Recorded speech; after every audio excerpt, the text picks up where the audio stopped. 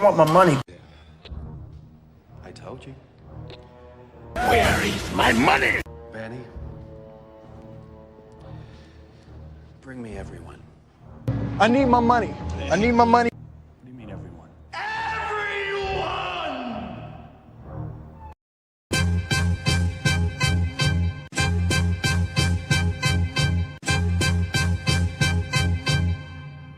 Man, fuck you hoes.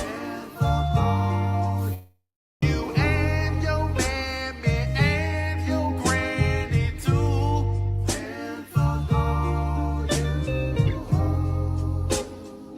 I'm sick of this shit. Fuck you hoes. Don't give a damn, bitch, what you wanna do.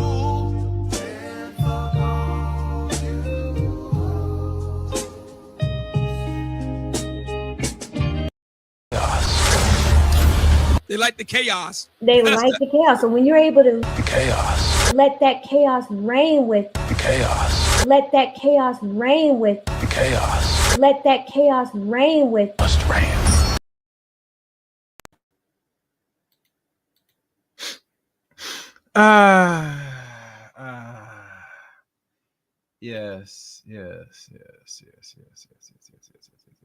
Yes. Welcome, guys. Welcome to another edition, another podcast, another live stream, whatever you want to call it, here on the Chaos Reign Show.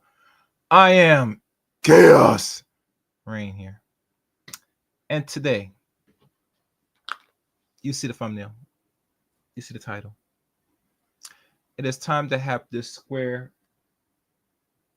toe-to-toe round battle between the one Miss Kelly, Megyn, the blonde from, I think she's from Chicago, wherever, versus the Canadian psychologist that does not like and does not want or does not promote homosexuality and all the things that demasculates masculinity, the one and only Jordan Peterson.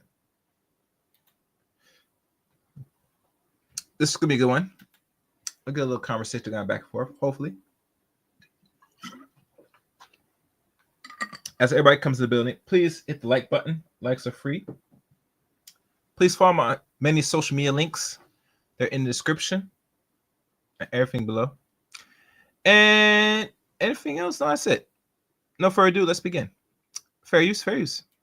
There's a downside to all of that. And the downside appears to be the mounting unhappiness among young women, the precipitous decline in birth rates, the collapse of marriage as a social institution, and a spate of childlessness among young women, as well as the feminization of our institutions in a manner that often borders on the pathological. I discussed these issues today with Megyn Kelly, a woman who's married, who has children, and who's had a stellar career. And we attempted to sort through these thorny issues and come to a conclusion about how men and women might conduct themselves in relationship to one another and what the consequences of that are for the way we think about ourselves and society. You've had a very successful career, and I'm kind of curious about how you've balanced your life and your work and how that's worked for you, and what advice you would give young women who are apparently struggling quite radically. Now, young men have their problems, and there's no doubt about that, but I think it's something in the neighborhood of 50 to 60% of liberal young women in particular between the ages of 18 and 30. And one thing I will say this, and I'll say this once and only once. I am not a fond proponent of what they like to label people in regards, whether you fall under liberalism or conservatism. And I could probably do a deep definition of what these terms are for those that's not familiar. Maybe I should, maybe I shouldn't. But nonetheless, I don't really rock between the two parties or the two fractions. I think they're like two birds or two wings that make a whole bird, but that's me. But we're gonna let Mr. Peterson continue on and introduce Megyn Kelly and her advice to give to women, whether they're liberal or conservative. Let's go. Who suffer from at least one diagnosable mental disorder, for example. And, when polls show pretty consistently that since the 1960s, the average self-reported happiness of young women in particular has declined, and quite precipitously. So let's start with that. Well, I'm not surprised to hear those stats about liberal women in particular, because look, I see it with my own daughter who's 14. The schools today try to exploit young girls and young women's empathy to bend them to their democratic norms. They try to impose all of their left-wing viewpoints on these young girls by tapping into the empathy vein. If you don't support Black Lives Matter, you're racist. If you don't support trans girls, meaning boys, playing in girl sports, you're a bigot. They're bullied. Don't be a bully. Be a nice girl. That's how we've been raised. Yes, Miss Kelly. They say you must be a nice girl, not a woman, or, they don't really refer to women under the age of, I think, under 17 or 18. You're referred to as a girl, not a teenager or a young girl becoming eventually in time a young woman. They use very much what we call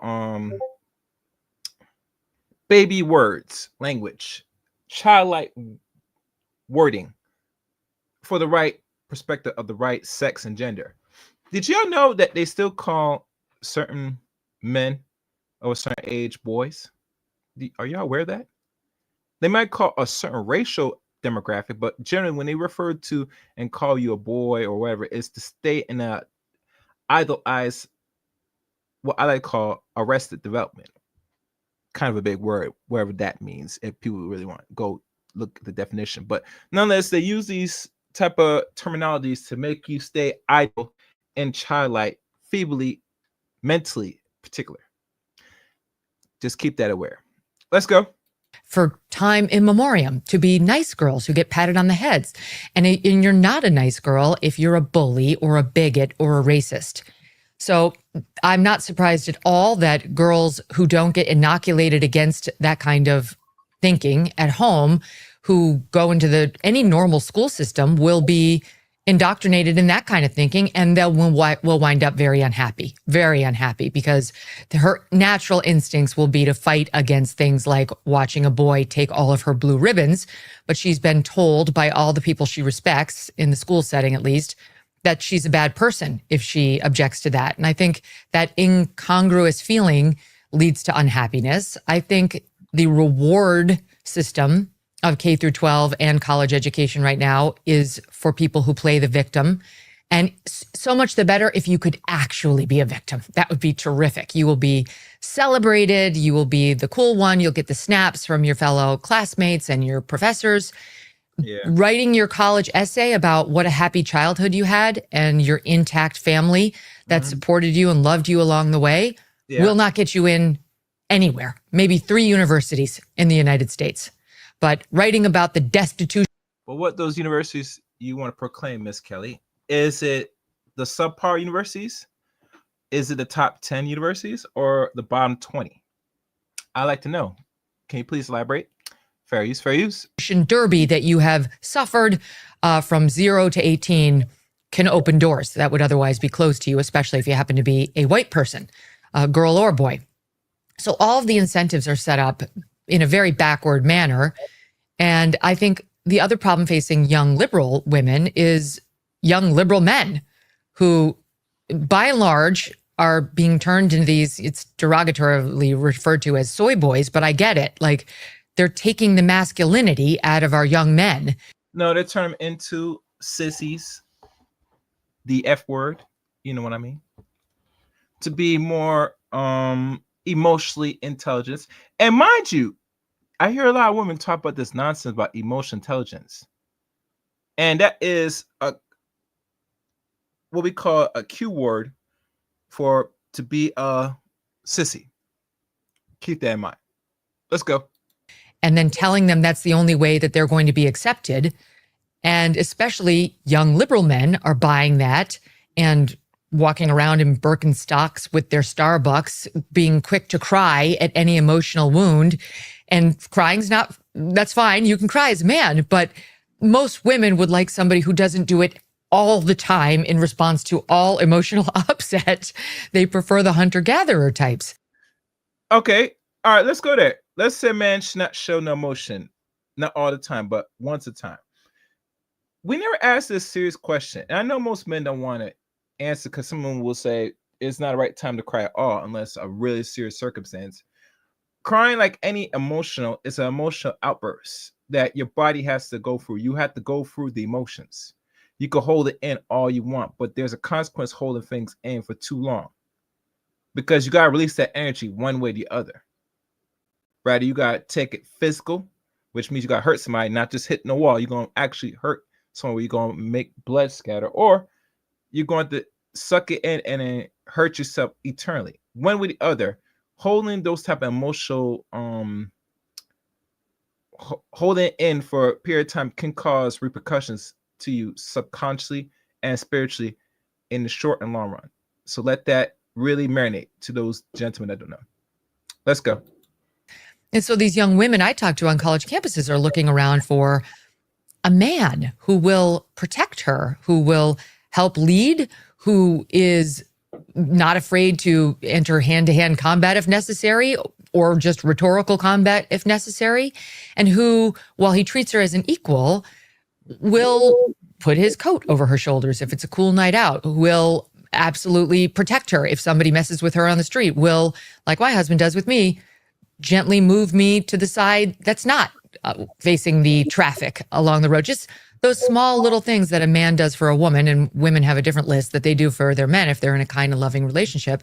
And instead, what they're getting is somebody who wants to braid each other's hair, which would depress you and make you question the whole experience. Yeah, well, it's not surprising, I suppose, that boys are turning in that direction. You know, I met a young man in a restaurant a while back. He wasn't looking too bad when he approached me. He was a waiter, and he said that he had started listening to first Ben Shapiro and then me 6 years ago, something like that, and that prior to that, it was his proclivity and his friends to compete with one another with regard to their victim status, let's say, and to present themselves as radically feminized to the young women that, in principle, they were with. He said that was necessary with the girl he had dated at one point because she was very radically liberal, and that was a job requirement, you might say. And he shook all that off and told me and my wife, who was sitting with me, that he was much happier for it. But it doesn't really surprise me, Megyn, because boys are not well served in the education system at all, right? Their play preferences. I was just reviewing some stats on ADHD over medication among young boys with one of my producers. And what the original hypothesis, such as it was with regards to hypothetically hyperactive boys, was that stimulants, which is what Ritalin is, have a paradoxical effect on hyperactive young boys, calming them down. And that's complete bloody biochemical nonsense, and it's a lie psychologically. What stimulants do is focus people intently on whatever they happen to be focused on.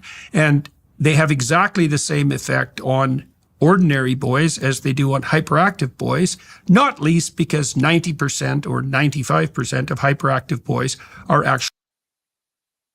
Just want to give a shout out to anybody that's in the chat room. What's good, Mr. O, with the info? And for those that's watching, please hit the like button. Likes are free. So hit the like, share this. Let's have the discussion. And please subscribe to the channel. You have any questions, you know what to do, put in super chat or subscribe to the channel and lay your questions out here. Nonetheless, all will be respected. All will be read. So let's go. Oh, damn. I did something wrong. Hold on. Going to be accepted. And especially young liberal men are buying that and walking around in Birkenstocks with their Starbucks, being quick to fellow classmates and your professors, will wind up very unhappy, very unhappy. Empathy.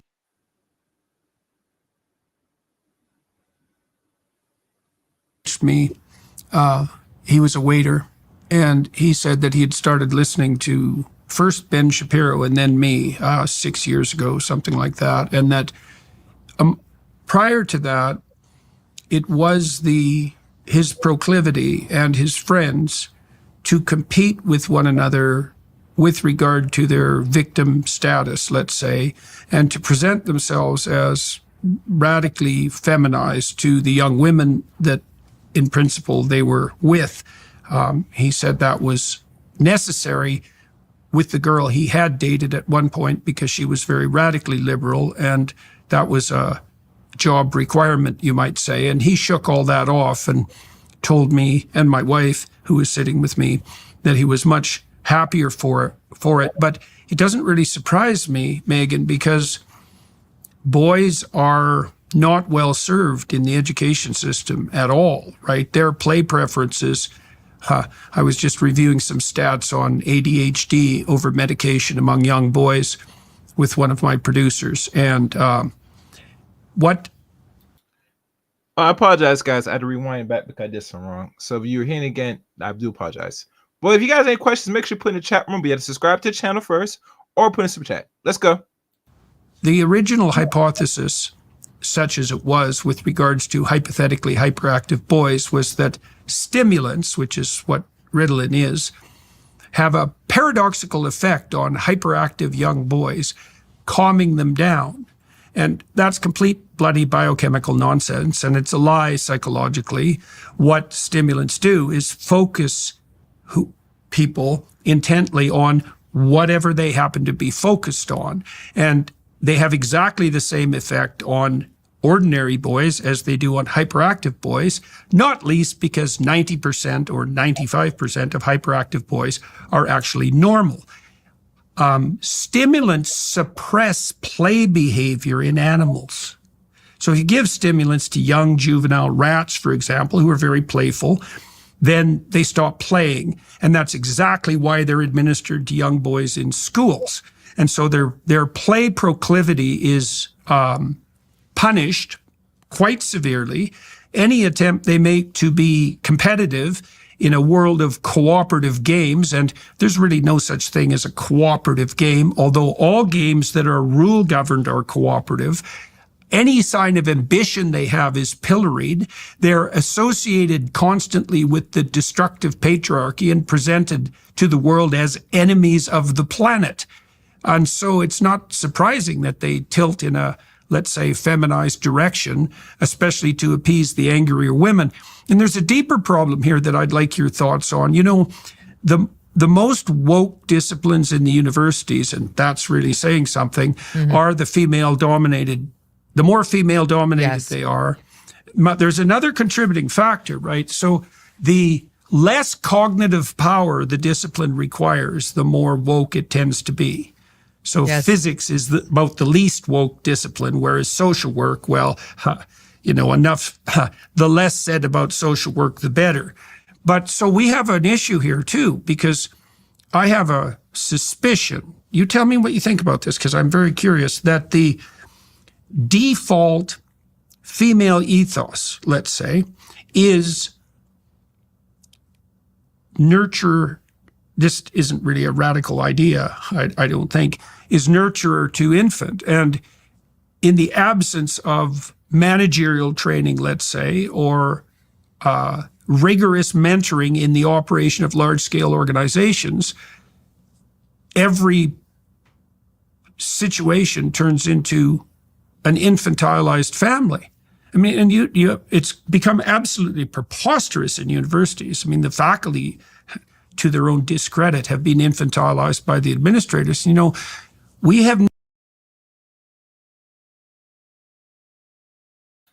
Yeah, said a lot. Now, Mr. Peterson did lectures on this with various students. I think he's still teaching the campus. Anybody correct me? I don't know if he's still teaching the campus, but he always tried to emphasize encourage young men, particularly that's in college age, to really overcome certain obstacles in their journey of manhood. As you know, he's given a lot to Megyn Kelly, which I hope she's taking these notes to really write down, to really give a course answer in regards to this effeminization. And really the schools cater more to the women than the boys. And the reason B is simple, because they're trying to role reverse the sexes. The more feminized the male, the more compromised and docile the society becomes for people that will rule over the majority. All right.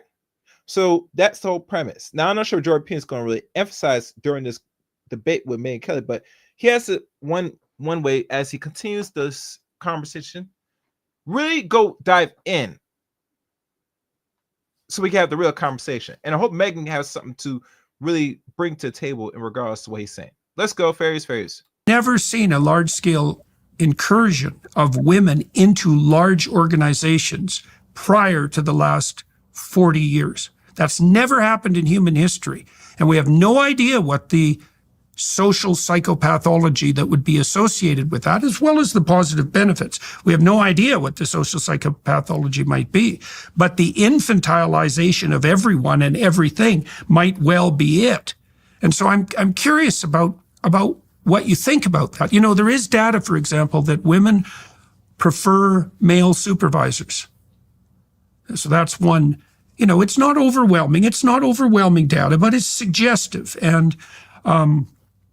And obviously that doesn't mean there are no good female managers. We're talking about broad trends here, but we do potentially have a major societal issue in that men have their pathologies that are expressed socially: aggression, antisocial behavior, drug and alcohol abuse, a tilt towards a kind of self-serving narcissism in some cases, but there's no reason to assume whatsoever that women wouldn't bring their own pathologies to the workplace. And it is the female-dominated institutions that seem to be the most woke.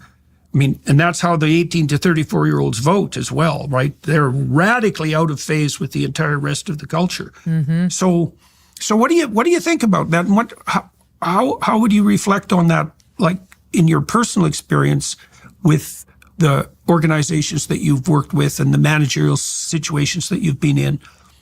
It makes perfect sense to me. I accept that as a likely cause of the problem that we're seeing, and probably the more than likely culprit of it. I see exactly what you're saying. And, you know, I guess with today's generation, I ask, it's like a chicken egg. Like these woke institutions are trying to exploit girls' natural empathy, as I said. But those women at some point were the first ones in to a system that hadn't been exploiting their empathy. And they ran wild with it, clearly, because we're now at the place we are. And I see it being done. We just played videotape on the show today from peak BLM, right after George Floyd. Oh, yeah. The riots everywhere. And one of those infamous videos where BLM members got up in the face of, it happened to be a woman of color, she looked Latina to me, sitting there trying to eat her lunch at an outdoor cafe. And the BLM crowd was moving in on her, standing over her, screaming in her face, trying to get her fist up to say Black Lives Matter. And it was all white women. And I remember this from when I lived on the Upper West Side, which included 2020 during the George Floyd-a-palooza. And it was all white women who tended to have some money in their Lululemon out there at these BLM protests. It's like, okay, these women would never want that crowd coming back to their apartment building with them at the end of the day, but they want to be out there on the streets and pretend that they're one of them, that they understand the experience that, you know, your average inner city person of color has had. It's a lie. So I accept, because I've seen women behaving terribly over the past 5 years in particular, and they're at the apex of the bad messaging. And they're the last to come along on the Trump train, which is also disturbing. You know, those same stats I've seen from that you're citing with the young women in particular. They're obsessed with abortion, which I just think speaks to a lot of things, like the absence of religion in the public square. No one's even telling them the other side or the other options. You know, We had laws at one point where you'd have to show women the picture of the fetus before they could abort it. And those got struck down. It was like, no, you can't even show her what she's doing. So I just think the whole system is set up to breed that kind of woman. Like, you'd almost think that it's the kind of woman that society wants because they're so prevalent. Welcome to this episode of Parenting. Well, society wants to shape and mold how humans in their likeness and their image. And that is, you become the man, more masculine, and the man thence becomes more feminine. That's what they want to shape the world we see today.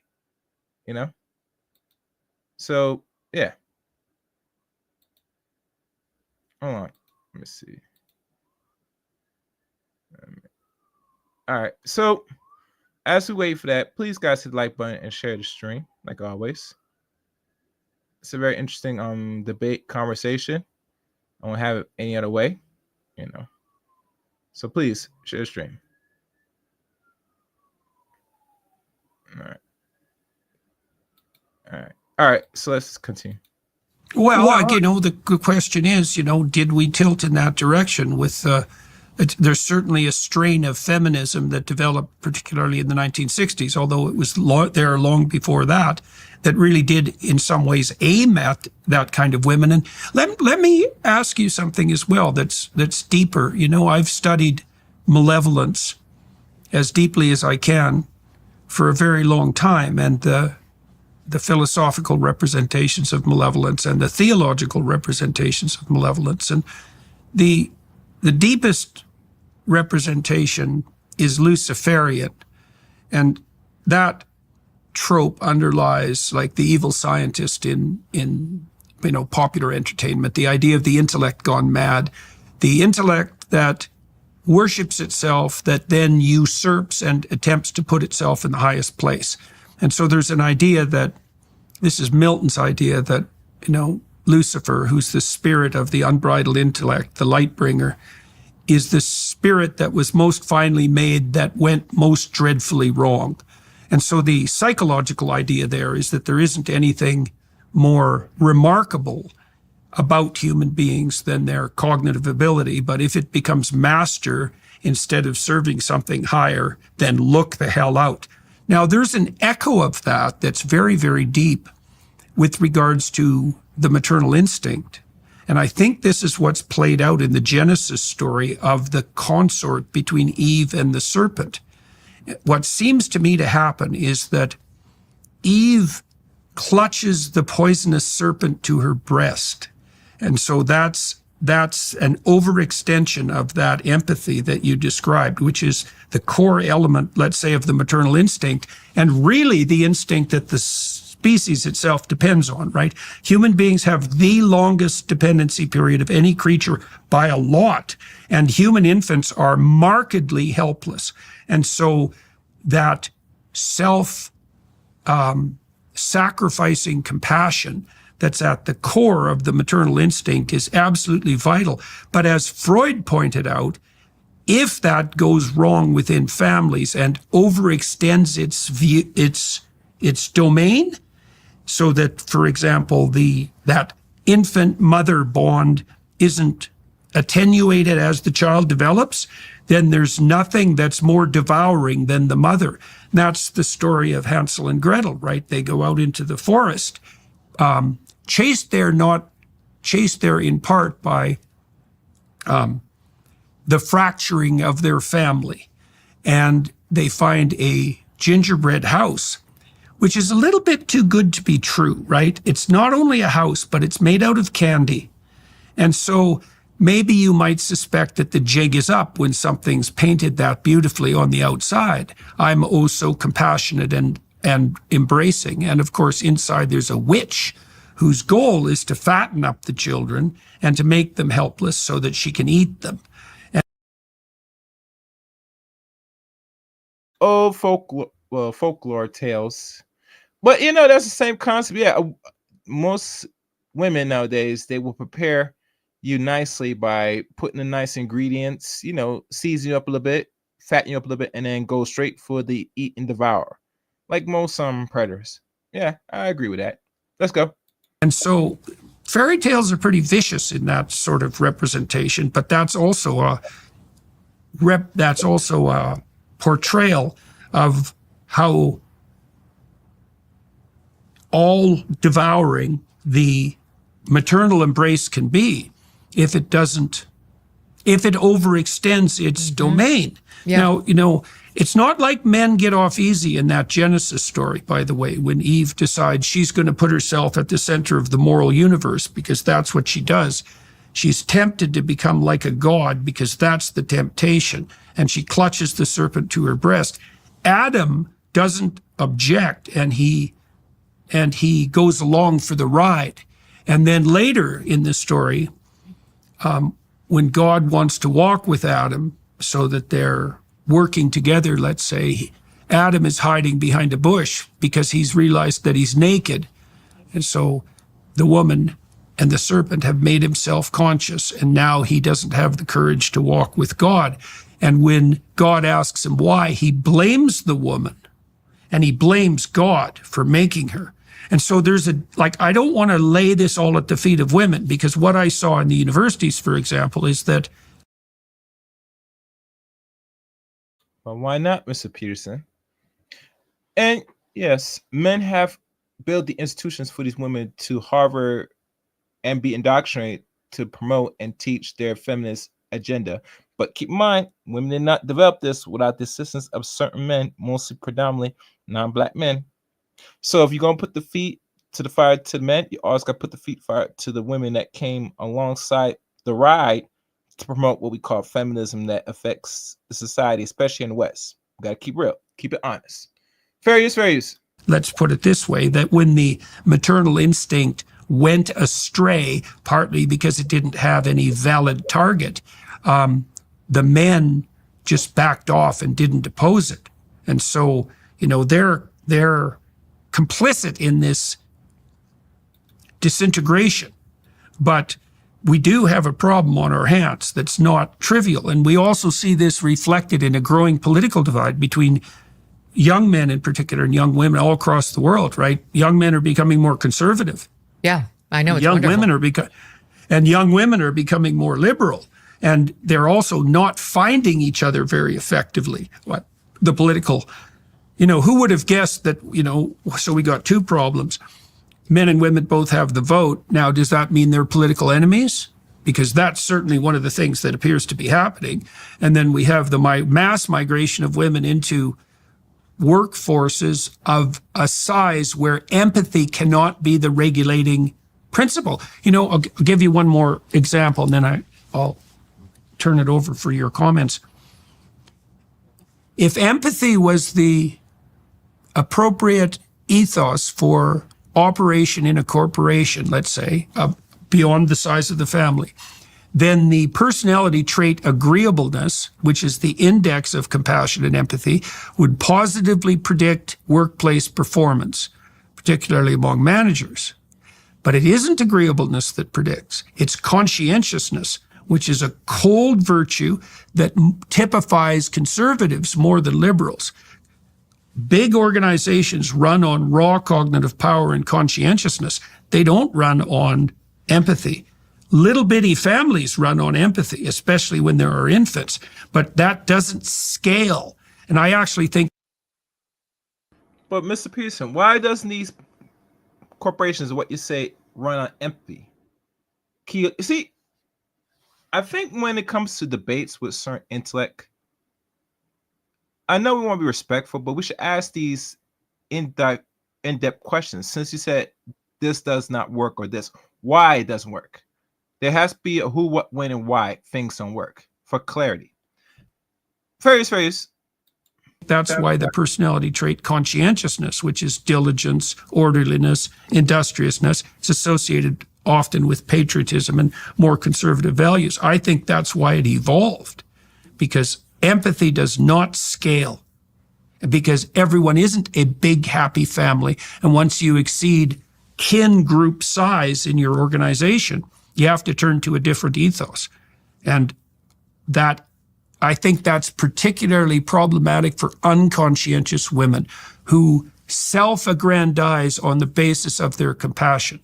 Yeah, there's a lot in there, and I agree with a lot of it. I keep thinking about the fact that, look, I'm a Gen Xer, and I was raised by a boomer, right, who was part of that first wave of feminism, who, they were told you can have it all at the same time, and you're kind of a failure if you don't have it all at the same time.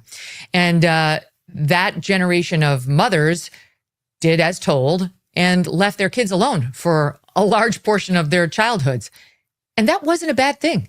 And I have a great relationship with my mom. I'm not saying I'm glad she wasn't around that much, but it led to self-sufficiency and independence and absolutely no overbearing motherhood. That wasn't a thing in the 1970s or the 1980s. We were so neglected. We were called latchkey kids, where you had a key around your neck to let yourself back in after you walked home from school. And you didn't really know when your parents were going to come home. There were rules like, be home when it gets dark. Your parents had no idea where you were and really didn't care.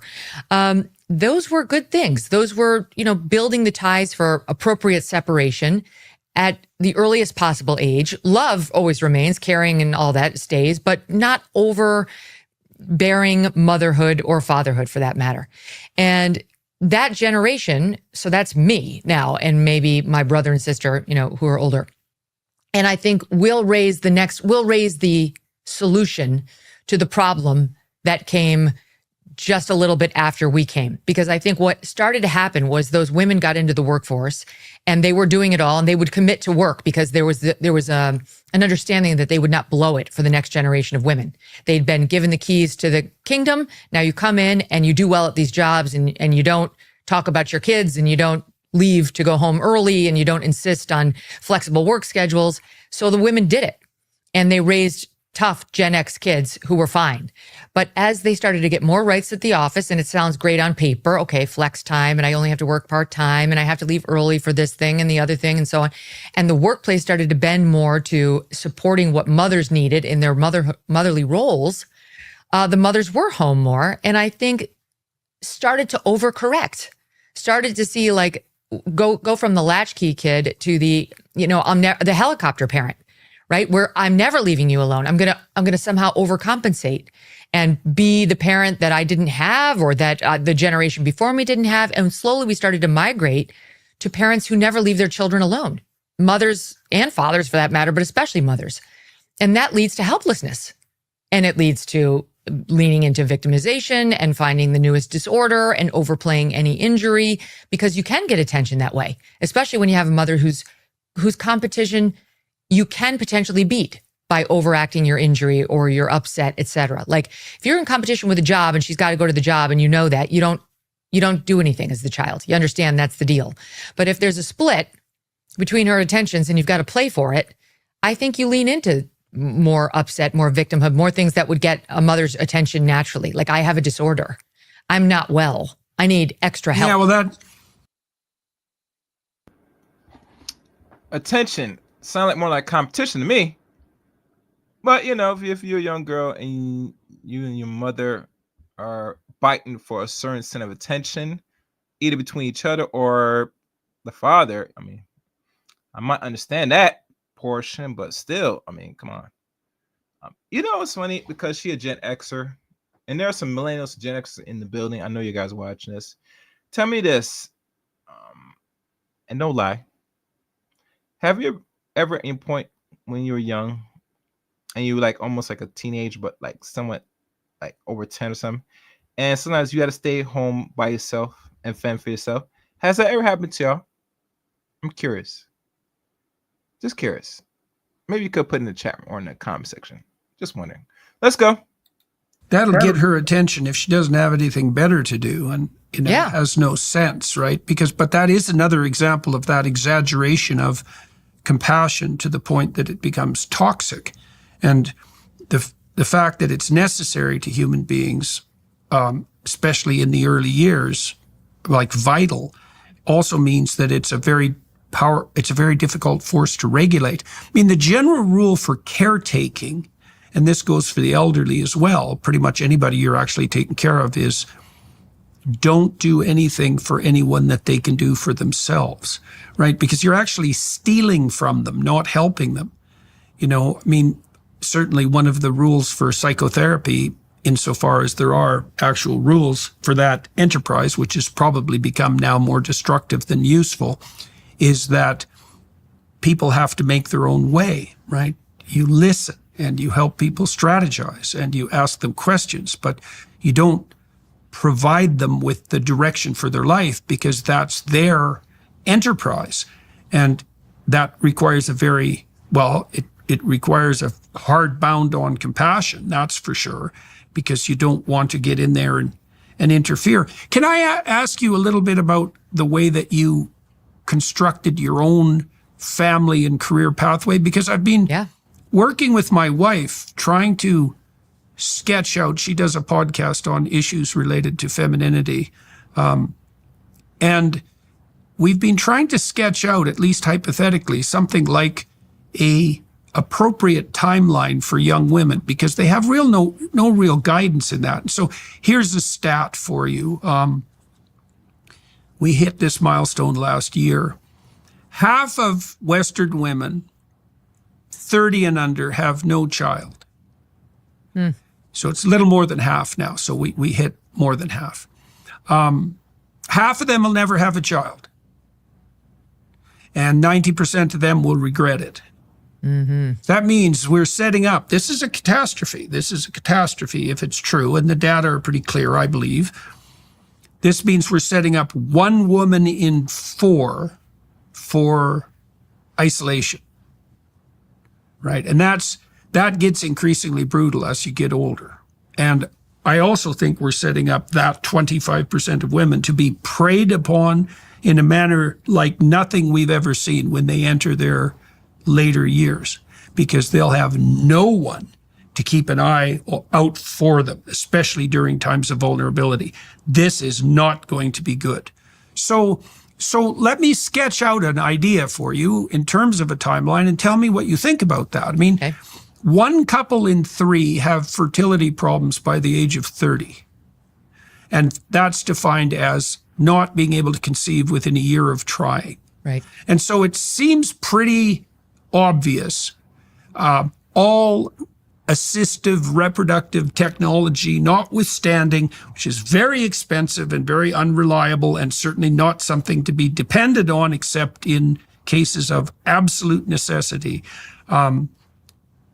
Having your children before you're 30 is a wise move if you want to ensure that it's going to happen. And so then the question is order. You know, we're best served probably as human beings to have our children in our 20s and probably our early 20s. And of course, that's going to be more demanding for women, more demanding and more of an opportunity, I would say, because each child really requires something approximating 3 years of pretty dedicated care. You know, the data seem to show that if your child is 3 and reasonably social, then social education, daycare, can work. Before that, especially with transformation of caregivers, it doesn't look like it's a very good idea. So let me get this straight to Mr. Peterson. So you're saying if the mother put in the time and effort and the dedicated work with her child, whereas boy or girl that's from 0 to 3, your child has a higher chance being attended by other people without no problem. Is that what I'm getting? I might have to Google that to figure if that is accurate. What say y'all in the chat room? You guys gotta subscribe to give your input in the chat room or put a super chat. I want to hear your thoughts. Let's go. So you need 3 years per child. And maybe you want 2 children or 3 children. And so that's something like, I don't know, 5 or 6 years that you have to devote to it. Now, women live about 6 or 7 years longer than men. So that's kind of an interesting little twist on the whole situation. And if you started your career at 30. That's not surprising because men do more. That's why their lifespan is not the same as women. When you as men, do more. to maybe provide or sustain yourself or be useful to the group or useful to the environment, your lifespan might cut in short depending on the productivity you're doing, what type of work you're doing. So keep that in mind. Just don't say that why women live long. Why is that? There's purpose for that. Fair use. Let's go. You could have 40 years of career, which is a lot. And that way, I would say, in some ways, you get to have your cake and eat it too, although perhaps not at the same time, which we had talked about early. But there are no real guidelines developmentally for young women, and they don't know what to do. And they're increasingly not married, and they increasingly don't have children, and they're increasingly unhappy. And it doesn't look to me like slave to a corporation is necessarily a substitute for family life and children. Now, some people have a career, you have a career, some people have a career, most people have jobs. So anyways, I'm not saying that that's a hard and fast. Thank you for laying that out. I said this before, and I have said this constantly on my own channel for people that are not familiar or not recognizable to the Chaos Reign show. They're broadcasting this. Most people today, when they tell me, say, I'm sustaining or doing my career, you got a job. I heard some stupid chick that was doing social media or videos on TikTok. I think her name's Cooking with Kai. She said she's trying to build her career. No, you got a job, but you got to hustle. This is a hustle. This is not no career. Regardless of what people say that they're going to be schools, maybe, or they're going to start studying social media and put as curriculum. At the end of the day, it's another hustle. It's not no job. End point, period. This ain't no job. I mean, this ain't no career. This is some type of hustle or job. And most people in America say got either hustles, side hustles, or jobs. Nothing more, nothing less. Fair use. Rule. But I don't really see any way around it. And here's another little twist that is worth adding. I think most people who are popular and attractive get 5 chances to establish a permanent relationship, and that's about it. That's fascinating. Right? That's well, interesting. Figure it's a year to kind of get to know someone. Yeah. And then assume that, you're fortunate enough so that people are lining up, which is not that likely and probably not the position that most people are in. Right. And so maybe it's 2 years, including the failure, and 5 is a 10-year span. I'm not trying to be overwhelmingly pessimistic, but I wouldn't say it gets easier as you get older. You get more different from other people. It isn't easier to establish a relationship when you're older, I wouldn't say. And more people are snatched up. Well, there's that. That's a big problem, who's left. And the other issue I would say, too, that's germane is, why wouldn't you want to spend your young years with the person that you want to be with? You're going to forestall that for what reason? I got married to Tammy when I was 27, I think. And one of our regrets is that we didn't do that earlier. Now, there were reasons for that, and maybe they were valid. Probably they weren't. But I'm not happy that time was missed. It would have been better to have spent it together. So I'd like your thoughts on that. I mean, the timeline, just that general layout. I mean, I think there's no problem in setting out those honest truths, which are your life will be happier if you have a partner and children. I just think that's just true. And people should be told that. And then they should be told the realities of fertility, because those are realities that, can be potentially meddled with, but there's no guarantee. And if you're one of the people who cannot meddle with it and you missed your window, it will be a lifelong regret that will be unsolvable and will be like a deep source of pain, an ongoing deep source of pain. So it's not something that you could easily brush off. And so all those truths need to be shared while at the same time prizing and sharing the fullness of the rewards of motherhood with young women, which isn't done. That's the other piece of it. Like if you listen to Jordan, if you listen to Ben, if you listen to, the Daily Wire, you'll hear that. You won't hear motherhood, early motherhood, or any kind of motherhood generally bashed. You'll hear it praised. But in society still, in the movies, on the television shows that women watch, it's not. You still hear, she's just a stay-at-home mom, or she doesn't work. They still don't look at, motherhood as something that's, something valuable, like work as though it's a bad word. Motherhood is work too. It's great work. It's life-fulfilling work. But it still has this and women who I know all over New York, and now I'm in Connecticut, they say things like, it's very important to me that my daughter see me going to a business meeting. Like mommy's got a business meeting, or going to the office if they have just like some small meeting. And I'm like, why? Why? Because they don't think the daughter will think that they're important if they don't have some sort of business pressing on them, which is absurd and # part of the problem, right? Like, no, we all need to be teaching young girls and boys that motherhood is enough. Like, being a mother is a completely valid, beautiful, awesome, really important choice. I actually went to my daughter's school and I said, I think it's fine you have career night. It's an all-girls school. And you bring in doctors and lawyers and journalists and whomever. You need to bring in a stay-at-home mom. You need to have somebody stand up there and tell the girls, I made a totally different choice. And so much the better if she's got a great education. And she can say, I have all the same skills you have. And I was on the exact same path as you were. And I loved learning and being introduced to the classics and being able to sit around a dinner table with so-called intellectuals and know the references.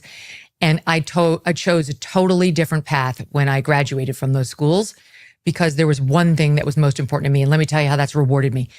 The school did not do it. Okay. So, we've got a counter program at home. So having said all that, I'll tell you my own personal experience, which doesn't really reflect that way of thinking or this recommended course at all. And yet still, I'm very, very happy. I'm a very contented person. Happy is a charged word, but I really am very happy with my life. I'm contented. I have a very, very strong marriage and extremely. Yeah, Meg, you do look content. You very much does look content. Let's go. Intact, loving, present, and meaningful relationships with my 3 kids. But I also have a very large career that's been hugely successful. Not to be self-aggrandizing, I'm just saying, like, on the scales of careers, mine has worked out very well. So in no way did I really sacrifice much in that lane. And I realize this puts me in the 0.00001% of people, and probably even, fewer percent of women. So the way that I did it was not that unconventional for, when I grew up. I was definitely part of a generation that felt you work, you get to work, you graduate from college, go to college, but when you finish college, you work. That's the thing you do. But in my case, Jordan, from that day to this, I've always loved working. I love it. It's totally exciting and interesting and intellectually stimulating to me. And I cannot imagine not doing this. It's been really important to me. And if I... As Megyn emphasized and just very excited to Jordan Peterson, she loves to work. She likes putting that 40 hours a week. And I think one time Megyn was once she said she used to have been a lawyer. Now she was a journalist, and not sure what else she's doing, but yeah.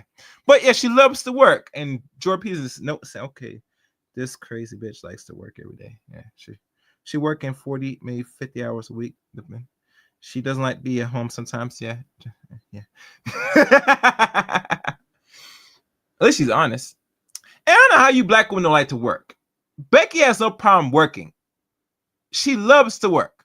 She comes home, slaves all day, and come home, does what she has to do, and then goes to bed with her man and suck the hell out of him. You could do the same. So stop the cap. Fair use. Looked at the 21 or 22-year-old version of me versus me now, or let's say when I had my kids, which was later, 38, 40, and 42.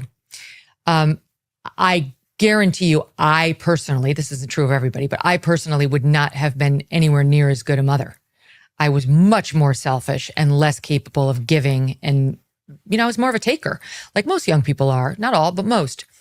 And so I really think that the calm I've brought to motherhood, the life lessons, the wisdom, has been a boon to my children, who are calm and cool and not panickers and have a wisdom about them that I think you kind of get through osmosis and maybe some genetics. But they're in a very good place, I think, in part thanks to the fact that it's not age related for everybody, but for me, I didn't reach that place in my life until I was older.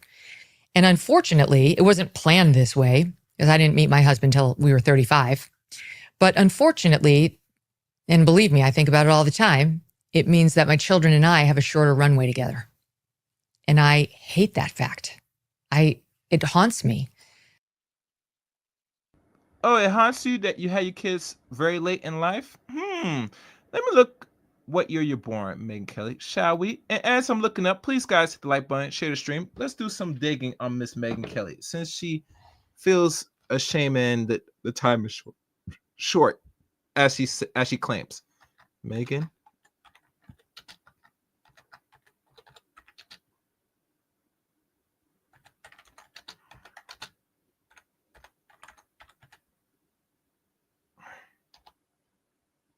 All right, let's see what pulls up.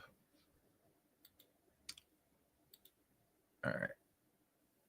Oh, well, what we have here, guys. What do we have here? All right, so let's run down the age of her kids. I'm not sure she has all boys and girls. Matter of fact, let me ask more questions. Does she have boys or girls? How many kids? And what?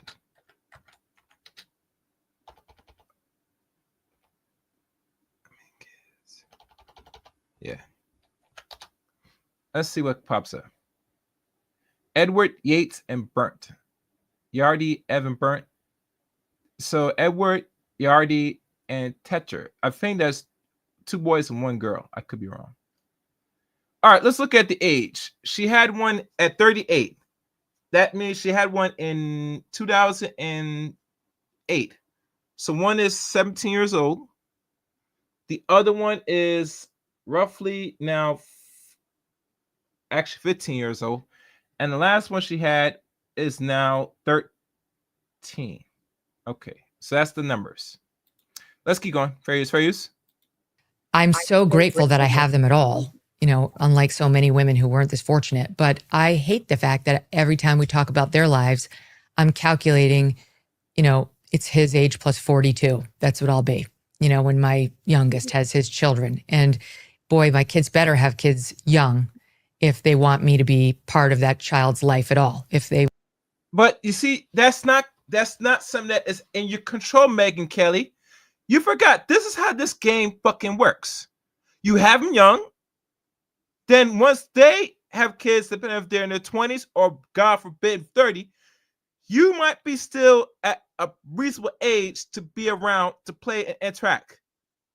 You had your kids at late 30s, early 40s. Your oldest right now is just about to turn 17 years old. So by the time your son decides, if he decides to have kids, let's keep it real, you're going to be, if my math suits me, in your late 60s. Matthew, you're about to be 70. Because right now you're 55 years old. I'm hoping this woman not pressuring her own kids to start having kids. I hope, man, that is shameful. Shameful on you, Megyn, if you do that. Shameful on you, girl. You had your children old. Your kids are going to probably have their first kids, around roughly your age, or let's be honest, might not have none at all. Did you look at the data that's showing these up-and-coming Gen Zs? And the possibility that they might not have kids? You might find one of them out of your kids. One might decide to tinker having kids, but the rest won't. Have you noticed that? Have you noticed that? If that is your fear, you must take what God has graced you. You chose to have your children at high risk pregnancy at 38. I don't care if anybody tell me said women could still have kids later. Oh, no. You're at high risk after age 30. I don't care if the views start dropping. I'm going to say this right now. The longer you wait as a woman, especially like a career woman, the more high risk you take, the chance to take children. You might need some IVF, because if you get one at 30, that means you need something for after that, because now you're at serious high risk after 35. Sometimes you need something to carry on your other kids after 40 or something. I want the this to sink in a little bit. Sink this in. I want women to listen to this. She's telling out her mouth the regret she had having her babies older, because by the time her kids start to have kids, she might either be still around, God willing, she's still around, or she might be at a point now where she can't do nothing for her kids because she's too old. All right, I'm gonna stop ranting. Let's keep going. Fairies. I had to say it, guys, because that's something that just bothered me. Want if I get to be a grandparent, and it's its own special form of pain, you know. Like, would I have traded my career building and doing the things that I love? Because I was a lawyer for the first 10 years, and then I switched. What's good, Akiba? You get me, Akiba? You follow what I'm saying, right, Akiba? This woman had her first kid at 38. She born in 1970, bro. I'm not sure if you're the same age as Megyn Kelly, Akiba, but once you have kids at a certain point, a higher risk at that age, not one but three, and I know you probably had special treatment to get carry the other two. When your kids decide to have kids, you might be too old or possibly might not be around. Possibly, God willing. Hopefully, you'll be around. Fairies. Let's keep listening, guys. Journalism. I don't know if I can say that. Now, my question to ask Miss Megyn Kelly, why did you stop doing lawyering after the first 10 years? Was it too strenuous, too much hard work? You did it for the first 10 years. That means you were a lawyer when you're in your 20s, and then probably change professions as journalism and nearly in your 30s. Ain't that something? Let's go. I didn't meet the right man until I was 35. If Doug had come into my life at 22 and I rejected him, and then we went and married different people and refound each other at 35, that would be really painful. But I don't have that regret. We didn't meet until the time I think God brought us together. And for me, that was the time. That's when I was ready. I was ready to not downshift in my career exactly, but to make compromises in my career that I hadn't been prior to that. And I was fully committed to devoting myself to motherhood in a way I never had been before. And some of it was born of the intense love that I had for my husband and still have, in which my kids were born into, this swath of like truly mad romantic love that they're products of and are immersed in every day, which is probably the best medicine for them. So I have no regrets about how I did it, but I also acknowledge it's not all roses and unicorns. There are downsides to doing it the way I did. Shopify powers millions of business. All right, let me fast forward this.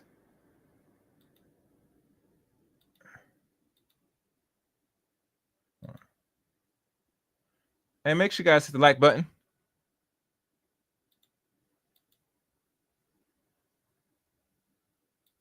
All right, let's go. And guys, Akiba, share this in your timeline. People share this. Make sure you subscribe to the channel. This is very intriguing. If you want to comment, if you guys respect the channel, please hit the super chat. As you know, there is a goal. I haven't put the goal yet. I think normally we try to go to $50, but normally after the first super chat or second, depending on the super chat, I might open up for those to respond, but only if you have some serious inquiries. A super chat will go much further. Thank you. Let's go. Fair use. Yeah, well, you know, our culture is so youth obsessed, and I suppose that came out of consumer culture in the 1960s when, for the first time in human history, young people had excess money to spend and could be, you know, marketed at. We tend to construe, especially in popular culture, life as if you're old by the time you're 30.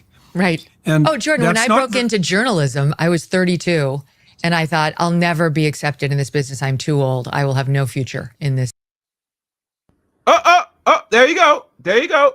I was right, in her 30s. So you were in college, became a lawyer in your early 20s, roughly at 22. So you graduate, became a lawyer out of college, straight out of college.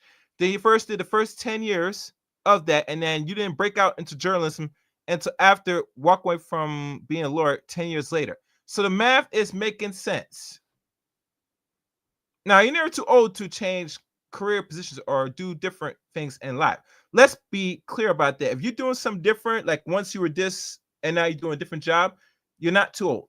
That's bullshit. That's hogwash. Don't let everybody think because your age dictate what job you can do. It's who's going to take you in or what you offer to the market. Keep that in mind. Fair use, fair use. In this industry.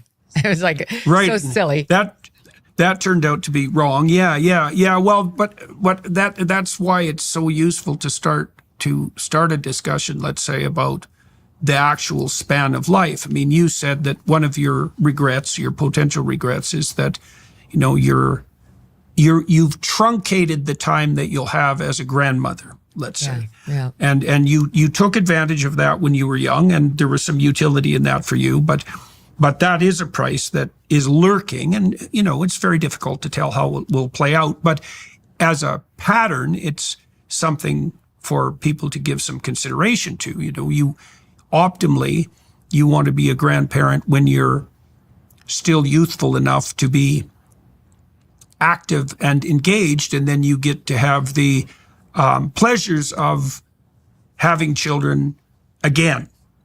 And that's a pretty good deal. And it is something, like, we're not good at conceptualizing the entire span of life consciously. You know, that's what roles were for. So you didn't actually have to think about that. But we have to think about it now. There's another perversity in this that I really have a hard time figuring out, because I would say that by and large, the feminist movement that's at the bottom of some of the things we're talking about has been a left-wing movement. And I do not understand for the life of me how in the world it can be logically coherent that the left can be anti-capitalist, anti-corporate, and pro-career. Like, I just can't. Yeah, so there's that. So we could talk about that for a bit. It's like, okay, corporations are evil, and there isn't any higher purpose you can serve as a woman than to serve one.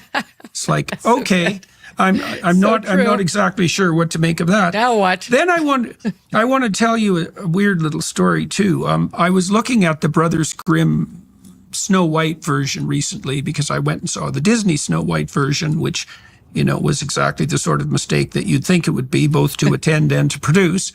And so I want to just tell you a snippet of that story. So Snow White is young and beautiful, and the evil queen wants that, right? So she's an older woman who is competing with the younger woman for the younger woman's advantages. That's the evil queen. Okay, now Snow White has to run away from the evil queen. Right, and where does she go? Well, she goes out into the forest, which is the unknown, but she goes to where the dwarfs are. Now, in the Grimm's brother fairy tale, the dwarfs don't have names, so they're kind of generic. But they keep an orderly house, and they work very hard. So the Grimm brothers dwarfs, now we don't know how old these fairy tales are, by the way. There have been some folklorists who've traced some fairy tales back like 10,000 years. They're very old. Okay, so it's wisdom speaking, you could say. So Snow White goes to what? To serve the dwarves. Okay, so what does that mean? It means that to escape the evil queen, she has to make a pact with ordinary masculinity, right? She has to serve the dwarfs. Now, why? Because they protect her from the evil queen. Now, among primates, there is a phenomenon called fertility suppression, which is where women compete, the females compete to suppress the fertility of other females. And it's a very widespread phenomenon that's well known among primatologists and biologists, and it definitely characterizes human beings.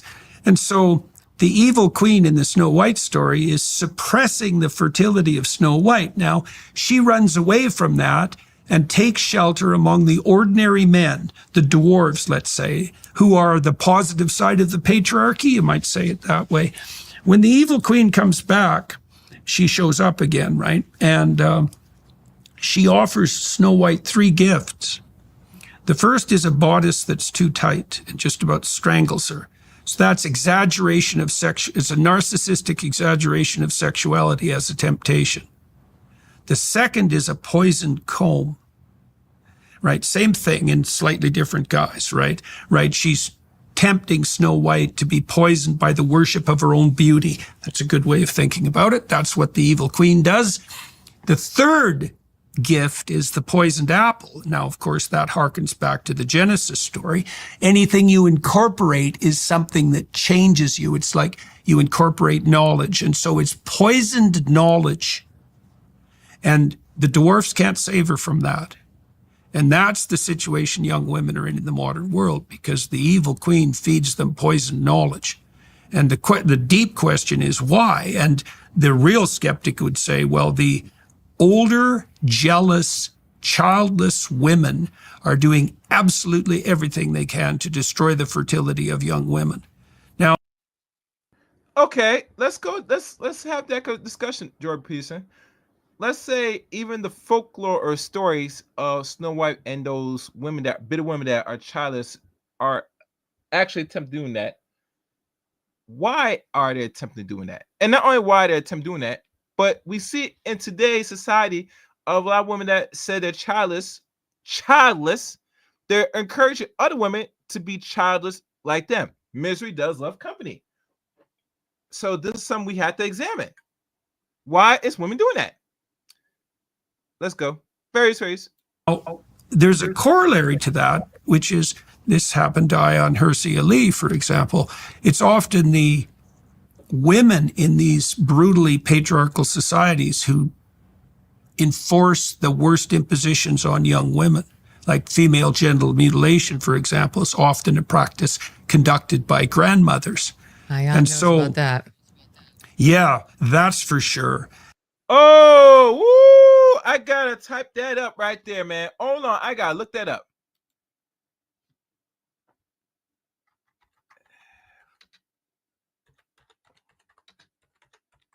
And as I'm looking for that, please, guys, y'all know what to do. I gotta check this out. Hold on, y'all know what to do. Please support channel. My money.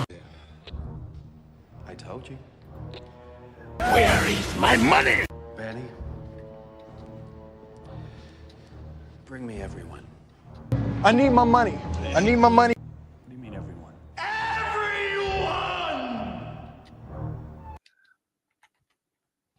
All right, let's continue, guys. Let's continue with the show. Hold on. Oh, damn. Hold on. Damn it, my thing just died. Oh, God. I did not know that. My mouse. Yeah, that sucked. My mouse died. All right, let me fix that. I got Chopley. All right. Yeah. You know how it is when you're doing this content, things just goes off. All right, let's continue. Fairies. And so there's a brutality in this, a brutality in the, and I think you see it taken to its logical conclusion, by the way, with this trans phenomena, because I told the bloody Senate in Canada in 2016, when they crammed through that idiot pronoun bill that was a compelled speech bill, I told them that they would produce a psychogenic epidemic among young women. Because what happens when you confuse people about something basic, like their sex, you confuse the most confused the most. And so, for example, a 1% increase in unemployment produces a 5% increase in psychiatric hospitalizations, because you put a little pressure on the people who are barely hanging in there and they're done. Well, if you take, the swath of girls or boys, but girls are more prone to psychogenic epidemics, you take the swath of them that are confused for 15 reasons and you add 6 more reasons and they're done. And so, and we can see the full horror show that's the surgical mutilation and sterilization as the ultimate exemplar of this evil queen phenomenon. It's really dark. Let me ask you a question about it. Yeah. Do you think in this scenario that the evil queens are conscious of what they're doing, or it's just that's a great question. It's their own self-loathing working itself out. Well, here's a way of thinking about it. Every time you make a decision, you're conscious of it, but you make a lot of micro decisions and you don't remember them, right? Like, you don't remember all the decisions you made yesterday, or certainly not a week ago, but that doesn't mean you weren't conscious when you made the decision. Okay, now if you make 1,000 little decisions in the wrong direction, you are conscious at each of those decision points. You might not be cognizant of where you've ended up. And, you know, that's the tale of many a society's disintegration into blind totalitarianism. Look, when people fail to speak up in a state that's tilting towards totalitarianism, every time they know they should say something and they don't, they're conscious. Now, they might not be conscious of where they're going to get to if they keep that up, because that's the road to hell for sure. But they're conscious every step of the way, and so they're culpable. Now, if you're talking to someone who's made a lot of bad decisions in therapy, for example, and trying to help them identify where they where they met the devil at the crossroads and made the wrong choice, you're going to have to do a lot of reviewing. And to some degree, that's the representation of all that to conscious.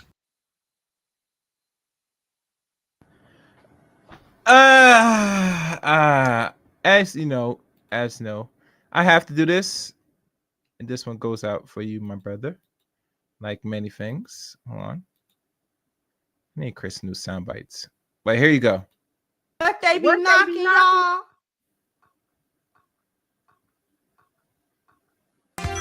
The sonic rings up out of it, and you.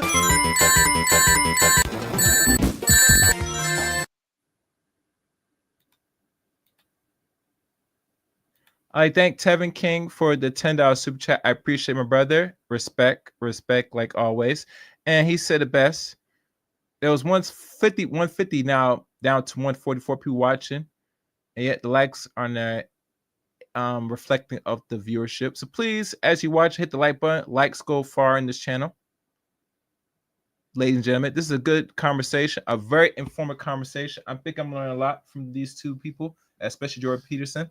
And one thing I will say, since I'm taking a brief intermission, I typed up about female mutilating other women's private parts.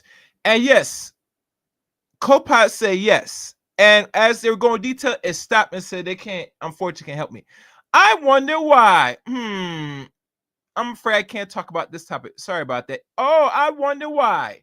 Why is AI afraid to tell the truth? It's not just what's going on in the Middle East or any part of Africa that they're doing this. Women do this as well. Gentlemen, do you hear me? What Jordan Peterson just laid out in this discussion is actually factual. And artificial intelligence won't give me the full detail. Reason being because they're trying to protect the bitch. They're trying to protect the ladies. Yes, women also damage and, how can I say, remove the private parts of other young girls. It is confirmed. Thank you, Jordan Peterson, for that info. Let's continue. Fair use, fair use. Consciousness, because it's become implicit. It's become part of the way that you look at the world. But it's conscious when you do it or don't do it. Well, I mean, I would like to think that this is what I've been thinking while you've been talking, with all due respect, because I have a lot of friends who are Democrat women. But I feel like you're talking about liberal women and not just women, because the conservative women I know are just not like that. They just have a totally different set of values, and they live by them and they raise children by them. And I think we see the results of it. I don't know why, and not even necessarily your average Democrat woman, but a lot of them, but certainly leftist women. Yeah, I mean, I just feel like everything you said applies and it's obvious. Well, here's another weird data point. So psychologists have known for a long while, that sociologists as well, that people become more conservative as they get older. So that's how the data is explained. As people age, they become more conservative. But you can take exactly that same data and you can put another twist on it. It's exactly as explanatory, and I think it's more accurate. The reason this hasn't happened is because academics, including the researchers, are radically biased in the direction of the liberals. it isn't that you become more conservative as you get older. It's that conservatism is the political expression of maturity, and liberalism, progressivism, and the hedonism that goes along with it, that self-centered hedonism that is part and parcel, let's say, of the pride movement, that is the political expression of immaturity. And so here's something else this explains, because this is a perverse fact. There has been no economic and conceptual doctrine that's been more radically discredited than, let's say, the radical leftism, the Marxist brands of leftism. But it doesn't go away. So it's not leftism, it's not Marxism. It's Marxism is the most radical expression of hedonistic immaturity. And the reason it doesn't go away is because hedonistic immaturity doesn't go away. It battles with maturity. And as you become more mature, you become more conservative, because conservatives are community-oriented and not self-oriented. Now, interestingly as well, on the psychological side, there is no distinction between thinking about yourself and being unhappy. Those things are so tightly aligned that you can't dissociate them statistically. Right. So as you become more conservative, but truly more mature, the way you orient your life is toward the future and towards other people. And that turns out not exactly to make you happy, and you pointed this out. You said happiness was a fraught word, and I agree, because happiness is a hedonistic goal. But secure in your identity, free from chaotic anxiety, goal-directed, purpose-driven, and in service to others, right? Well, that's not bad. That's a good substitute for happiness. In fact, if you were wise and mature, that's what you would substitute for happiness, right? That's why Pinocchio discovers nothing but slavery on Pleasure Island, by the way. So, right, because, if you're a slave to your hedonic whims, that doesn't make you happy. It just makes you a slave. Right. So, okay, so... But let me ask you, because I look at the political divide you mentioned when we kicked this off between young people, young men and young women. So let me get this straight from Jordan Peterson. As people get older, from what I'm getting or understanding, you become more conservative because you're more aware or you are mature. That might apply for some people. Not all people get maturity once they get older. I think most human beings today, especially we talk about America, are more of a arrested development way of thinking and mindset. They're more aggressive because a lot of people want to get along, to be along, acting though that they want no confrontation, act as though they want the world to cater to their lack of immaturity and progression. So I'm not sure more people get older, be more conservative. Like I said before, I don't follow under these doctrines, these labels, because I think they're all part of the same wing. People that operate liberalism, they move in liberalistic ways, action, thought, and action. People that move in conservative values move and act, think in nature as conservatives. So they are both separate halves of the wing. They will not come to even ground with each other by default. So that I had to push back a little bit, but not much. All right, let's go. Fairies first. And it doesn't surprise me one iota that young women are liberal, but it does surprise me that young men are now becoming conservative in greater numbers than I've ever seen in my lifetime. Yeah. I mean, it does and it doesn't. It doesn't because I follow politics for a living and I've seen what the left has done to young men. So I see it's a natural gravitation. But what do you think that's what's caused it? And if so, why aren't young women open to that? We've seen some young women start to vote Trump with the Trump hats. I tend to believe, maybe I'm totally wrong, this is completely anecdotal, but I tend to believe they see these young men who are very pro-Trump with the hat, and it's kind of cool, and they like the guys wearing those hats, and they like what those guys are saying and the way they're acting, and it's a natural aphrodisiac. And so next thing you know, those women have the hat on, and they're open-minded, and they're hearing it discussed. Okay. Let's delve into that a little bit. first of all, I think it's happening to young men. I think that the podcast crowd has had a fair bit to do with that. And I think the reason for that is that that's the only place that young men find encouragement. And that encouragement, I've been struck to the core in my travels and my encounters with thousands of people or tens of thousands of people, many of them young men, how little encouragement is enough. None is not enough. Some is enough. And they've got some encouragement from the podcast sphere world, and that's enough.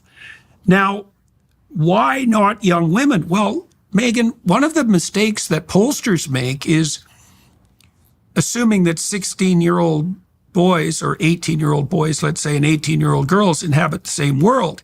They don't, because worldwide, women prefer men who are about 4 years older. And I would say that proclivity is even more pronounced in early, in the teen years and in the early 20s. So I think we should be matching young men against girls who are 4 years younger, not the same age. So we'll see how that plays out, in the upcoming years.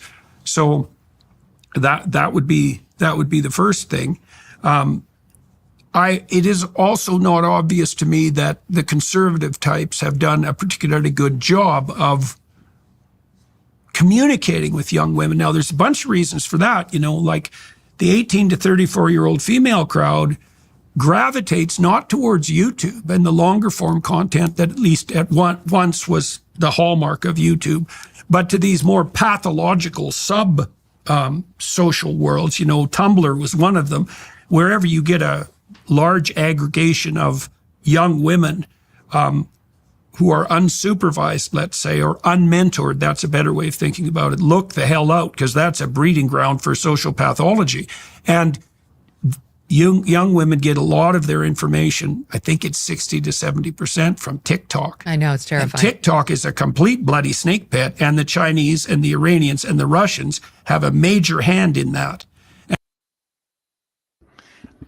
We are aware of that, Mr. Peterson, that a lot of young women, especially Harvard to TikTok, matter of fact, a lot of them are going live right now as I speak on TikTok.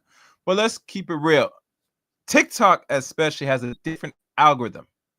Now, we could say it's more catered to the female audience base here in the West, or just generally more catered to consumerism and selling products. At the end of the day, who runs TikTok runs the hearts and minds of young people today. And we all know TikTok now, because of short content, which now is expanded to longer form content if you go via live stream or TikTok, that it has a devastating effect to young women today than more than ever, because they get more influence on TikTok. Matter of fact, they tell their business too much on TikTok. So it's a cesspool. I would highly won't recommend most people use TikTok personally, but if you're going to be on there, be there respectfully. Use it to your discretion. Use it in a form that you can gain some out of it, but don't fall too much in love with TikTok. It's not a place, unless you're selling a product, that's probably the best place to be. Let's go, fair use. And so that's not good. This is one of the main reasons I'm on TikTok, as a show, as a content creator. Right. I want my voice out there, and I want people to hear me and my message, just especially young women, to hear there's another way, and there are different ways of thinking about this. But I think about the Trump election, Jordan. I sat in this very studio that night with a bunch of young men from my son's high school. And there were 16, 17 of them. And we were up late. Trump, the election wasn't called until I think the 2 a.m. hour. And these guys, they didn't have to be a conservative or a Trump supporter to come here. Probably naturally, a lot of them just were. But when we called it for Trump, and I'm sure you saw this in your own world, but they weren't just like, yes. They were like this. Thank God. They were They were head in hands, like running their hands through their hair, like near tears. It was more than joy. It was like relief. Relief, yeah. Well, could you imagine a 4-year term of Kamala Harris And no, but when I was the 18 LGBTQ crowd, or 17, oh my God. Like these guys were that into it because they knew, they had seen what happened, I think. Yes, Jordan. Imagine if Kamala Harris won the presidency, and you have 4 years of that bitch right there. That woman, that DEI hired. Yeah, she is DI hired, for those who know. And you know what's the most hold on. The most popular word she liked to use, Kamala Harris, when in regards to the issues of the Black plight. In fact, I got a video here. Where is the video? She said best. This is what she would say. No. No. No. No. No. No. No. No. Mm-mm. No. That would be the presidency. No. Very easy. To the class ahead of them and the one ahead of that and their older brothers and maybe their fathers, you know, and that's why to me, it's so crazy. You've got in our society now, Democrats throwing $20 million, it was in the New York Times this week, at trying to figure out the syntax to use to connect with young men. I'm like, you talk about being myopic. You don't have the first idea where you've gone wrong or how profound the loss is. You actually think you're going to be able to reach those boys with their heads in their hands in that sort of profound relief that Trump won by changing your syntax? Or we've seen some of these Democrat senators throw out a swear word here or there. They have no idea the depths of the betrayal, I think, that these young men are feeling from those political leaders. And to me, that's the biggest divide right now, what the left has done to these young men. Not as much what just women. Yes, women, but also men of the left who have abandoned them or at least gone along with these dominant women at the BLM protests and in corporate America preaching these things because they can't find their balls to stand up for what they know is right and exercise, yes, maybe some toxic masculinity. Here and there, it's actually quite useful. Well, as I said, my experience has been that the best pathway out for those young men is encouragement. Say, you know, you're not who you could be. You could get your act together. There could be a lot more to you if you were willing to develop it. And, you know, don't accept the line that you're intrinsically pathological. You know, I had a friend who committed suicide because of that fundamentally when he was about 40. You know, he had bought the sort of nihilistic Buddhist line that, you know, the patriarchy was evil and male ambition was part of the force that was destroying the world. And he was a guilty colonialist. He lived up in northern Alberta where there was a lot of native Canadians and there was a fair bit of tension there. And he wouldn't even defend himself in a physical. Oh, I noticed woman said hi in the chat room. Hello, Hella Raza. How you doing, miss? I think it's a lady or a man. I'm not sure who you are. Let's keep going. Face. Fight if it came to that because he was so guilty. And, you know, and some of that was irresponsibility on his part, let's say, and unwillingness to grow up and take on the challenges of productive life. You know, I'm not trying to lay it all at the feet of the social world, but I saw that in him and it did him in by the time he was 40, you know, and he was a very smart, attractive, talented person. He had his problems for sure. But that betrayal that you describe, it strikes right to the core. Mm-hmm. There's nothing moral about demoralizing young people, young men, in the name of defending Mother Nature against the patriarchy. That is it's an ancient form of nature worship violation. It always ends in child sacrifice, which is exactly the situation today. It's pathological to the core. And as you said, the Democrats, all they can do is ape respect for masculinity. I mean, they tried to trot out Tim Walz as a man. You know, I mean, really, you know, there are worse examples of men than Tim Walz, admittedly, but we might also point out no one's coming to mind, but I'm sure theoretically, well, spend enough time. If you're looking for if you're looking for archetype of admirable masculinity, I wouldn't start with him. No. I mean, right. Well, and the fact that that was even an idea, I'm not trying to denigrate Walls specifically, but the idea that can was. I just say on the same front, yes, as horrible as they come. I mean, tampon in the boys' rooms, that's enough. Tampon Tim is enough to convince me he's not the archetype. But they put those in the military bathrooms in Canada, we had, so you know. They've been in some, bathrooms at Facebook. That was one of the things that Mark Zuckerberg undid as he became more right wing or more of a Trump supporter. But I think more about somebody like Doug Emhoff. To me, he's even more of like the poster boy for this problem because he's married to Kamala Harris. He is utterly feckless. If you see him speak publicly or in interviews, all he's trying to do is project sweater man. I would never wear a suit because I'm a sweater man. I'm approachable. So is Megyn Kelly calling Kamala Harris, I guess husband, a soy boy? He said he would never put on a suit. Hey, what's good, Snowman? Hey, Snowman, are you familiar with Kamala Harris' husband? Anybody know any background of his husband? What he does for his profession? Is he a teacher? I want to know. Can anybody put in the chat room, please? And guys, we need at least 3 more supporters. It will go greatly well. Wherever you can throw in the channel, it'll be good. Oh, new record. I got 201 people watching in the chat room. Please hit the like button, please. Likes are free. Hit the like, please. Hit the like. Let's go. I'm a feminist. I'm a likable. I'm non-threatening. And he buys into all the tropes. I'm married to a professional, successful woman. I'm happy to be the second gentleman, not threatened by it at all. Only in his case, as it is in so many of these people who bend over backward to live up to that image, it's all fake.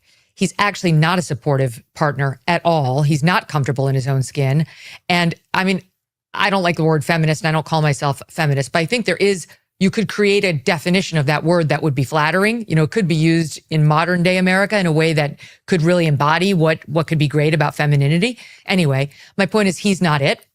And he is behind the scenes, according to the Daily Mail and the woman to whom it happened, an abuser, a physical abuser of women. So it's always those guys, right? The ones who are totally against the patriarchy and the first to speak out against toxic masculinity and throw their fellow men under the bus as problematic, who, are in the sweater and saying they'll be second gentlemen. And then you find out they're actually beating the women in their life. That's the allegation. I've spoken to his accuser directly. There's plenty of corroborating evidence. And not one journalist would even ask him about it, Jordan, when they got this guy in front of them. Now, all these self-serving leftists who say that kind of a man would be terrible. We wouldn't want that man anywhere near 1600 Pennsylvania Avenue. Never mind a role model for our little boys and girls. Not only did they not inquire into the story, when they had him across from them, wouldn't even ask about it. And to me, that is the embodiment of the problem on the left. They elevate guys like that who actually are complete shits, and they want us to celebrate them as non-toxically masculine. Whereas they're looking at an actual man who will throw a punch in defense of a woman or just a weakling who might be getting bullied in a public setting and say he's the problem. His natural male instincts to protect or compete or get ahead are somehow problematic. Yeah, well, that's the same ethos that underlies the insistence in so many schools, for example. Make sure you guys, as y'all watching and participate in the chat room, please hit the like button, subscribe to the channel. As you know, you subscribe, you're able to freely interact in the chat room with your questions, answers, support the channel if you can. As you know, as interview, and we go in higher now. We're at 215. Damn. All right, we have 215 watching now in the building, so another record high. So please like the stream, guys. Who you think really holds their own in this debate? Should I do a poll? Anybody in chat room, should I do a poll? And y'all decide which one would be more favorite to more, I would say, win this debate, this conversation. Let me know in chat room. Let's go, fair use, fair use. And thank y'all for watching the video. That there can only be cooperative games.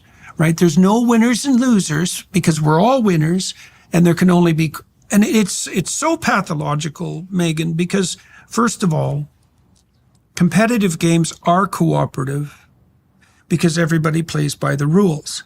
So they're founded on cooperation, right? They have the rules of the game are the constitution of the playing field, and everyone accepts that. And then if you're a fair player, you abide by the rules in practice and spirit, and that's cooperation. And so what it actually is civilized combat within a container of cooperation. So it's unbelievably sophisticated. And then the victory and the loss issue is, well, how about you learn to be a good winner? And how about you learn to have some resilience in the face of loss and take some responsibility for it? And all that does is strengthen you in every possible way.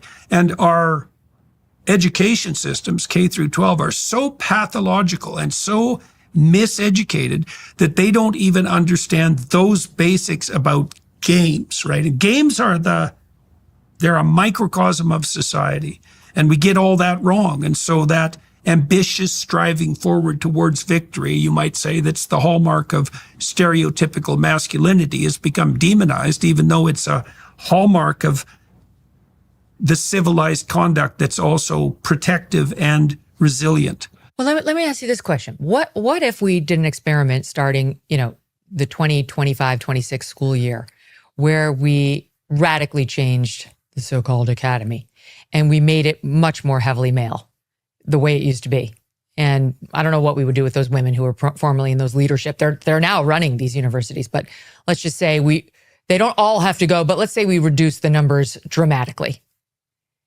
Forget where the women go and what we do with them. It's a different problem for a different day. But do you think that the men who would be running those universities would actually change them? Would today's collection of men want to be the men too? That's a good question. Now that's a question that I can answer. I'm not gonna let Mr. Jordan Peterson answer. I'll answer that question, Miss Kelly. I say you're going to have to separate the boys and the girls. It is time that the separation needs to occur. It needs to happen right now, because we're in a very pivotal moment in our existence here in the West as people in America, as Americans. We're not sure where this country is going, right? It's still going to hold up, or it's going to be in the brink of collapse. Your best bet now is you're going to have to separate the boys and girls and really teach, structure, build, and groom the boys. There's no way around it now. If you want have a fighting chance to really be compete in this very industrial / technological AI risen stage of our existence, we need to do that. We need to start building the boys. It's vital. That's my answer. Well, let's hear what Mr. Peterson's answer to this. Let's go, fairies. And please support channel, guys. Megyn,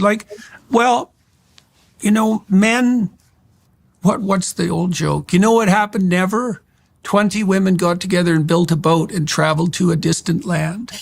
Right? I mean, well, we don't true. Actually, right. Well, we don't actually know, I would say, a tremendous amount about those closed sex dynamics. Men are pretty good at sorting themselves out on the basis of competence when they're thrown together in a group. And I think the reason for that, think about it this way, evolutionarily, well, why would you ally yourself with the best hunter? Because maybe the best hunter is the highest status guy. It's like, well, you don't die, that's a start, and you get to eat, and so does your family, and maybe proximity to the top dog confers status, not the highest status, but, do you want to be the quarterback on the winning football team? Yes, but being even the water boy is better than not playing at all. And men are pretty good at that. If they're thrown together in a group and there's a task, they sort themselves out pretty quickly in relationship to competence at the task. Now, that can get perverted by power and tyranny and, aggression. But all things considered, that's the way men conduct themselves. Okay, let me ask you something. Let me ask you something. Just to follow up on that, forgive me. My worry about that scenario, this is completely offbeat, but I genuinely have this worry, is like all the toxins in the environment, all the microplastics, all the messing with hormones that's happening through our drinking water. You know, these guys, through no fault of their own, may be getting more and more feminine.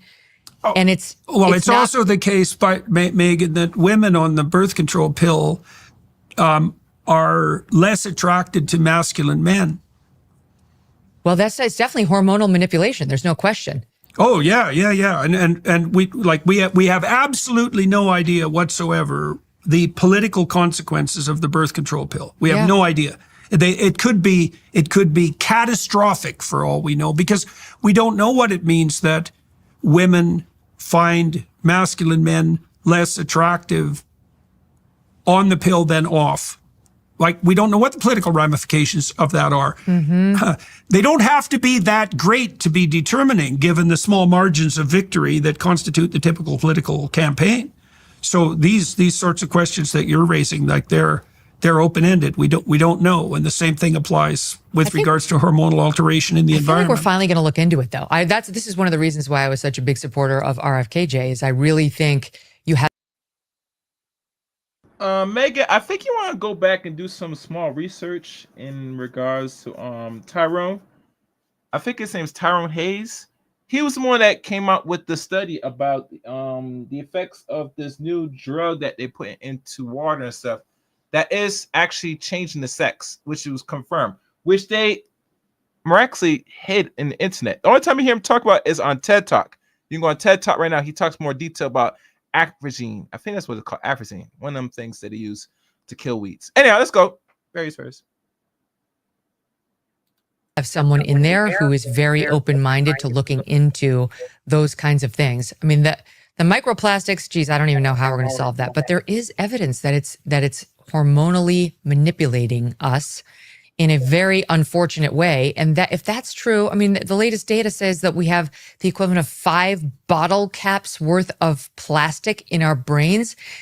We'll never be able to solve that. We need medical doctors to actually help. And further depressing us is the fact that even if you eliminate all plastics from your life, you never put plastic in the microwave so it doesn't seep into your food, you're inhaling plastics that they're using in Germany. That's what the data are.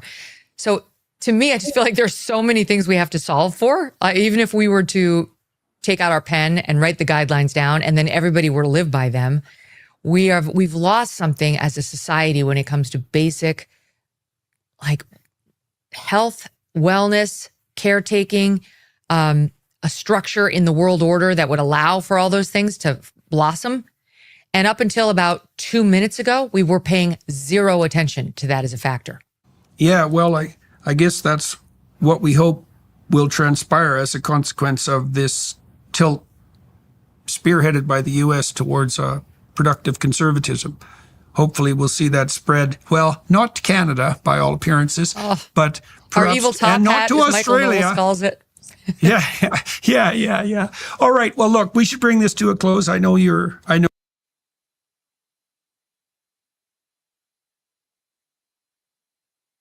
Okay, all right. There we go. Very good debate. Good back and forth. Let's check what the poll said about this wonderful debate. And thank for everybody that's watching.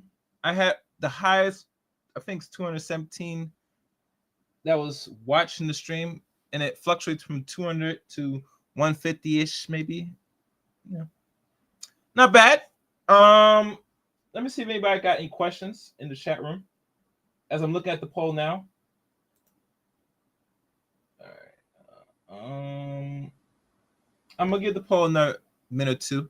What you guys got out of this debate? There are a lot of things that was said in regards to feminism, Megyn Kelly's experience as a woman, her shortfalls, not much success, but the things that she really regret. And that's natural for a woman because, as you know, you as a woman, you're going to have it more hard time the longer you wait and play the fence than a man. A man does have enough time under his belt, roughly until he's like in the 60s, most likely, to really get wherever he needs to try and get done. He has more time than you. So as you as a woman, as you get older, time's not your friend. I think one thing in regards, I know one guy said in the chat room this can't be fixed, and which she might be accurate, unfortunately. But the United States, as it stands, is not going to go down with a fight without fighting. So we can't say that for sure. I think the weirdest thing about it is, and I know it's one person put in the chat room about about what's going on overseas with them people over there shooting bombs and stuff. I don't really concern myself about that, and the reason why that is because it's a big distraction. If any World War III was going to break out, you will not know the time or day or when it will happen. It's just going to happen. That's how things go. I don't like repeat myself because I sound like a broken record after a while, but they wrote books on this for those that don't do a simple Google search about information about what is to come. The movies tell you what is to come. So where the future holds is in plain sight for those that don't know.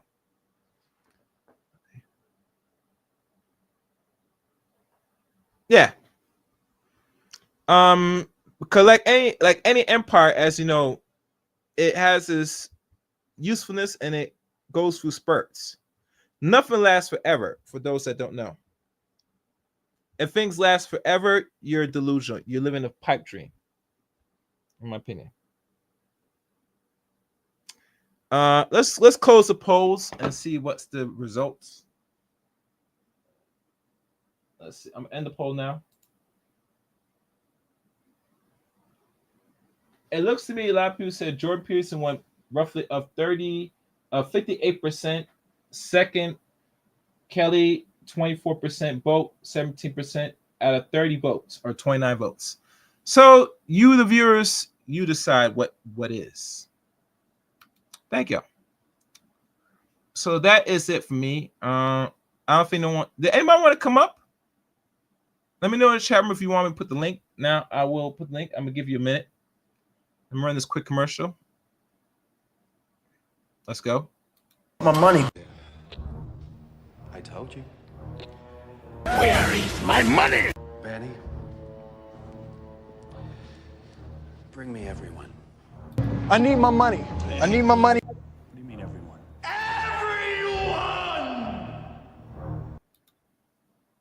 All right, let me look in the chat room, see if anybody wants to come up, if I should put the link. Nope. I do not see no how to put no call links, so they want to sit back and just enjoy the show. That's fine. All right, guys. The links to follow me are in the description below. You can follow me on Twitter at ChaosRain7. You can add me as a friend on Facebook, Eric Ray on Facebook. You can also join my Discord service as well. Also follow me on Rumble, CRain23 at Rumble. And last but not least, become a member of the Chaos Rain Show. Membership has perks, like always, guys. And that's pretty much it for me. Looking forward to hearing y'all reactions to the comment section of this one. You think Jordan Peterson got it right on the mark? Did Megyn Kelly prove her case? Did she give any pushback to Jordan Peterson's views on feminism and society? Let me know in the comment section below. And till next time, people, and I mean next time, let it chaos reign.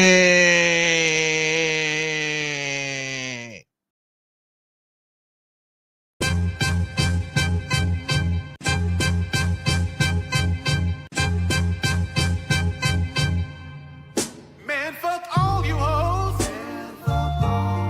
Fuck you and your mammy and your granny too. And fuck all you hoes. I'm sick of this shit. Fuck all you hoes. And fuck all you. Don't give a damn, bitch, what you wanna do. And fuck all you hoes.